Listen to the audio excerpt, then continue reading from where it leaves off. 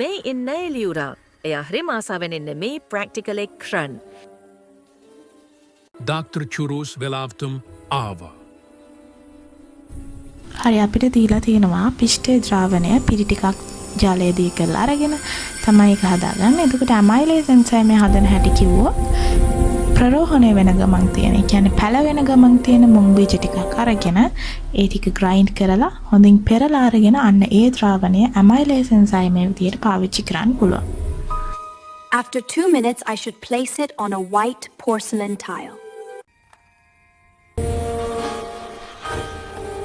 Now add a drop of iodine onto the drop of mixture. හරි amylase දාලා හදාගත්ත පිෂ්ඨේ මිශ්‍රණයෙන් බින්දු කිහිපයක් පෝසිලේන් ටයිල් එකක් උඩ තියලා අයඩින් දාන්න තමයි යන්නේ. හැබැයි අයඩින් දාද්දී මිනිත්තු දෙකේ ඉන්ටර්වල්ස් තියන්න ඕනේ. හේතුව තමයි එන්සයිමේට වැඩ කරන්න අපි කාලය දෙන්න ඕනේ. Let's continue the same procedure for about 20 minutes in 2-minute intervals.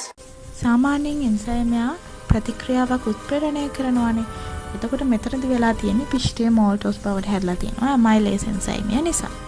එතකොට ආගේ මුල්ම බින්දු කිහිපය නිල් පාටින් පේන්නත් අන්තිමට දාන බින්දුව දුඹුරු පාට වෙන්නත් හේතුව තමයි අයඩින් පිෂ්ඨයත් එක්ක නිල් පාටට හැරුණාට අයඩින් මෝල්ටෝස් එක ප්‍රතික්‍රියා කරලා වර්ණයක් දෙන්නේ නැහැ. ඒක නිසා යාගේ පාටින්ම ඉන්නවා.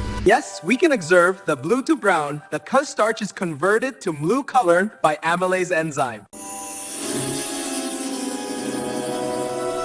Yes, we did it!